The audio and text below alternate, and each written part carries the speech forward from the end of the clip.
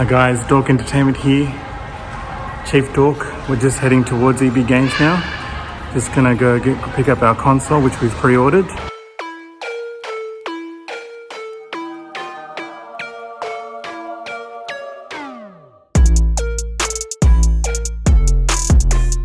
Ladies and gentlemen, the day has finally come. Welcome to Dork Entertainment. We've got a very special video for you today. We've got the PlayStation 5 unboxing / review. Oh yeah, I've been waiting for this for a long time.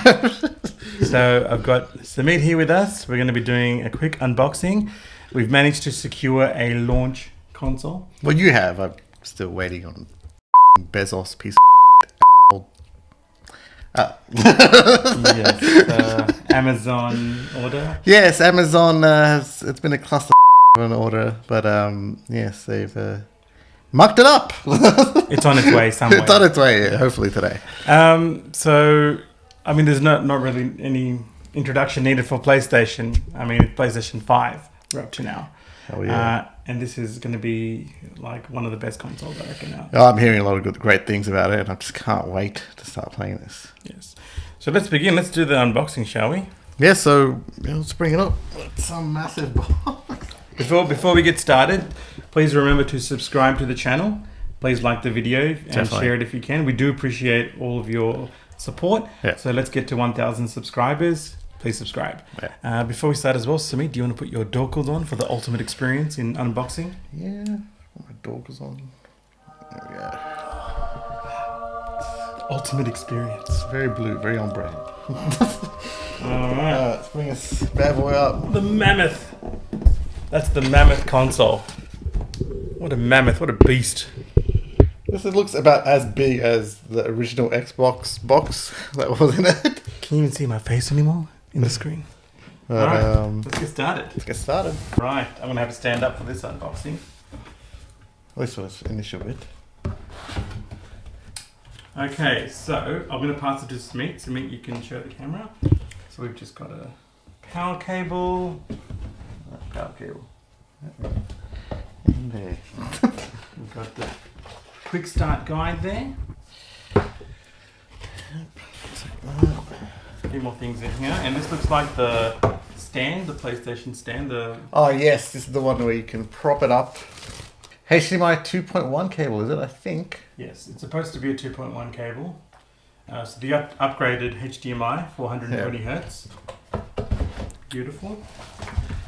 We've got our controller here. Oh, I've been waiting for this one. There you Look go. at that. The DualSense. DualSense controller. Beauty. Now I'm just going to check something quickly because... The little... Yeah, I was reading someone said that it's not there, but I can see it there. It is definitely The little there. pattern, is it? Yeah. Yeah, the triangle, squares, X's and circles. It's actually quite grippy there. If you need a microscope really to have a look. Wow. Oh my god. Sony. Try and make it smaller a bit? Like, what's going on? It is a beast of a console. There you go. Whew. Egg cartons out of the way.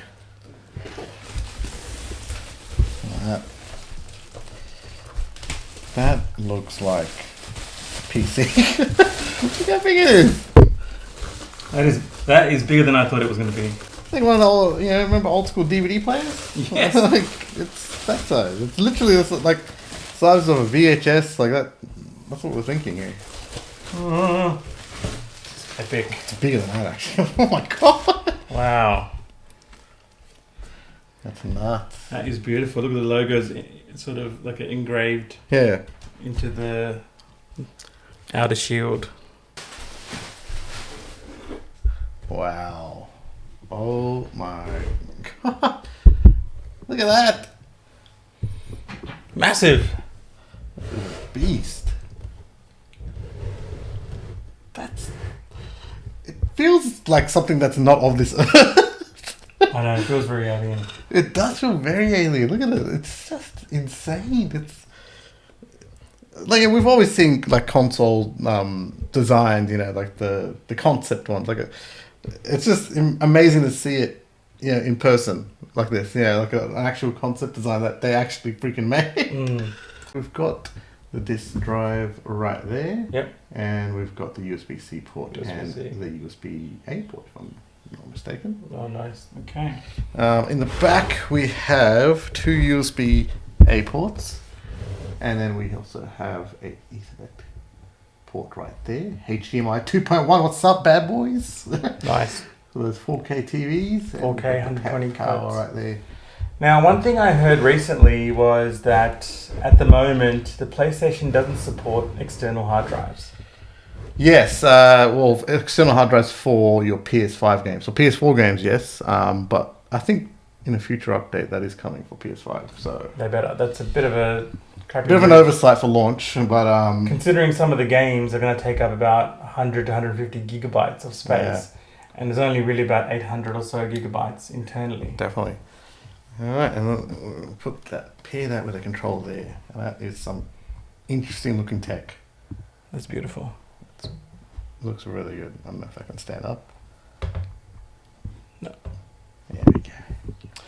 So we're going to hook this up. Run a few games. We've got a couple of games here. Yeah, as well. we've got some accessories. We're going to see which ones we're going to play. This is the actual one. Unbox this as well. Extra DualSense controller. Experiences now. Look at this. This is the controller I want to try out. The DualSense. I've been hearing so much about this, about the haptic triggers, about the haptic feedback, and there is the actual triggers which are resistive as well. So the games that we're going to try out, Spider-Man Miles Morales.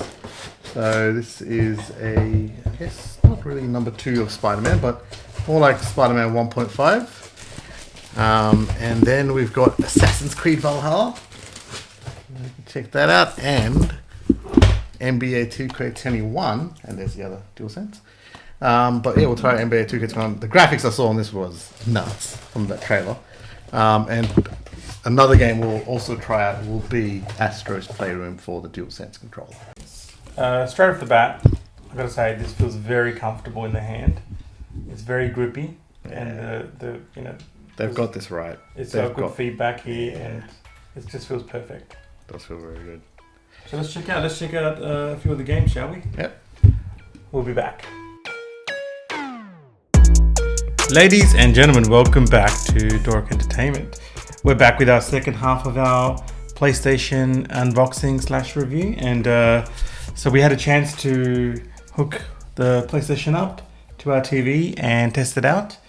And yes, I'm glad to say I'm quite pleasantly surprised by the performance. Oh, it's a beast. As you can see, we hooked it up. We started with the stand at the bottom. Yes. Screwing that in, and then. So there's a process to that as well. Yeah, you have to. There's like a screw at the bottom of the stand. You take it out, and you take out the little cap thing that's on the console itself. And it's not just some click and no, thing. You've got to actually screw it in. You got to screw it in. But once it's there, it's pretty sturdy. But yeah, we'll put it there, and then we were trying to find I guess space to put it near the TV. Yeah, because it is quite a big console. We had to move the TV a little bit, but but no. It connected everything. I think maybe the HDMI cable was a bit small. We need like a bigger one. Yeah, that's the only gripe. I guess with a lot of consoles as well. The stuff that they ship it with, it's usually about a meter. Yeah, and usually you need a bit more. A bit more than that, I think you need. But no, everything was good setup wise. It didn't take too long. Obviously, we had to get the update, and which is about a gig. Yeah, about a gig. I think it was 800 and something megabytes. Yeah. And then once we've got the update, we were straight into it. And what do you think going into the UI straight away? Look, the UI was very smooth, no glitches, and it looks really nice as well. Yeah. It looks very clean. In the previous PlayStation 4 UI, I mean, there was chunks in the middle of the screen. And it just looked a bit more... I'm not that big fan of the PS4 UI. I thought it was very messy. It got a bit clunky. And then as a designer, I really appreciate great... UI, and this was a very good one. It's very clean, very snappy. Yeah, it's towards the top left corner of the games, smaller icons, and then you can see like there's a poster or design of the game that you're playing in the background. Yeah. So that's awesome. It's all outputting the UI in 4K, is all native 4K, so that's very good. It makes a huge difference. It does. Yeah. The colors and also the sharpness. And another thing I want to point out as well, just on the system itself, is the download speeds. So I don't know, a lot of people, I don't know, I think there is a lot of people, but I had a lot of problem with downloading stuff on the PS4. I tried everything from different DNSs and stuff like that, but it was downloading. I don't know if it was throttled in some sort of way, but I'd figured out I wasn't alone. The download speeds weren't that great across the board for a lot of people. Yep. PS5 has improved that a lot. Download speeds are top notch. You'll get very close to what your maximum speed is of your internet. And yeah, I thought that was very good as well, and a good improvement on the system UI as well. Yeah, and then moving on to the next main part of the console, which is the controller, the DualSense controller. So I got an extra one, spare one, just in case. But there's a game on there that's already built in, Astro's Playroom. Astro's Playroom. Now that's pretty much it felt like it was just to test out the controller and the haptic controls and the vibrations. And I thought it was perfect for, just to actually feel the controller and the different vibrations you get in it. I mean, I know it sounds silly. It's like a rumble, but it's just so specific in areas of the control and different types of rumble, different levels of rumble when you do different things. And they've made it perfect, in my opinion. Yeah, I think the DualSense is the evolution of controllers. It has video game controllers haven't really changed much since the late 90s, really, except for the Wii. But they've usually just sort of been the same sort of the same configurations.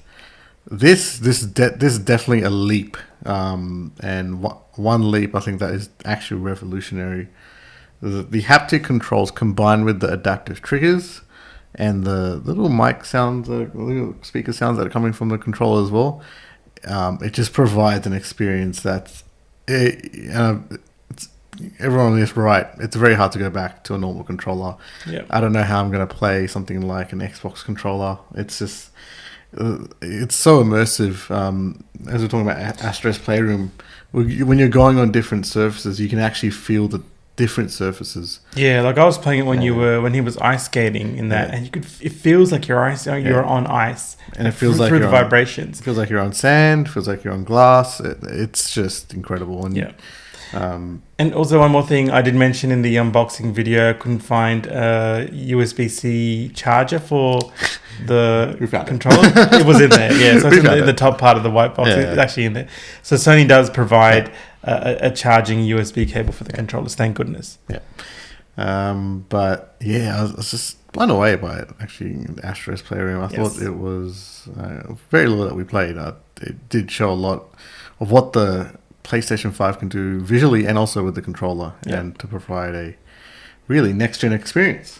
And next step was we're going to try out one of the games. And the first game, of course, it was Spider-Man Miles Morales Edition. That's I guess sequel, to Spider-Man 1 that was on the PS4, and it looks beautiful. It looks awesome. Ray tracing and the solid frame rate of 30 frames per second.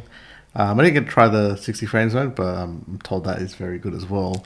But it just looks great in native 4K. I just noticed the attention to detail in that, and it's nuts. It's so smooth as well. There's no glitchiness. No, it runs very well, and that I think is going to be the case. I think for a lot of PS5 games, they're just going to run really well. It's just a beast. And the great thing about the PlayStation, in my opinion, is the backwards compatibility. Yeah, a lot of games that may have been a bit glitchy, that weren't, the PlayStation wasn't powerful enough to run the games. They're going to play really well on this, because some of the games that I've seen, they're going to be running on 60 frames per second. One that I'm looking forward to is Days Gone. I'm actually looking forward to that, because that's supposed to be running really well on the PlayStation 5 as well. And that's going to be available with PlayStation Plus. So it's coming as well. All those games are available at launch. But so Spider-Man I thought was really nice. Like that's the game you purchased. and I think that's an awesome game. It looks like a hell of a lot of fun. Yeah, very impressed. I'm eager to play the rest of the story, but from what we played, it just looked and played very well. And you're so immersed. It feels like you're in like a movie. You're watching a movie, and you're a character in the movie. It's that immersive. And they've got good haptic stuff as well. When Miles shoots his webs, you can actually feel that sort of tension. You know, when you're pressing your fingers towards your palm like that, it just feels really good. And yeah.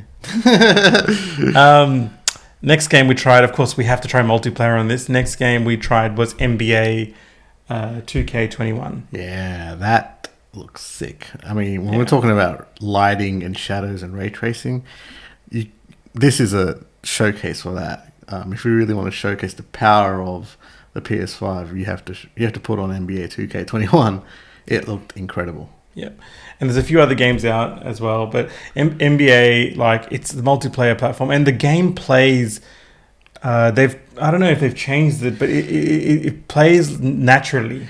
Yes, the animations. There's all these new animations, and it feels really good. It feels like the flow of basketball when you're playing a game of basketball. It actually feels like that now. Yeah, definitely. And the movements and how it all goes. Yeah, it all comes together for just a great experience. Yep. And one of the things that I love is when we find, I mean, this game is massive. It's about 130 to 150 gigabytes, which is, considering PlayStation 5 has about 800 gigabytes of space, it uses quite a lot of it. Yeah. But I've got to say, when it finally did install and copy the whole game, it was awesome because you're playing the views, like you can customize the camera angles, and the teams are freaking awesome as well. You can play like your favorite 80s team, your favorite 90s team. All the players are in there, so it's definitely one to pick up as well. So that's an awesome game. Definitely. So we should probably go to the review scores. What do you think? So overall, this, I was really excited for this. I pre-ordered this early on, and my expectations were really high, and I haven't been disappointed. So I'm going to give this a 10 out of 10 so far. Oh, yes. I'm giving it a 9.5 out of 10. It's the next leap in gaming. It's more than just the visuals. That's what I like about it.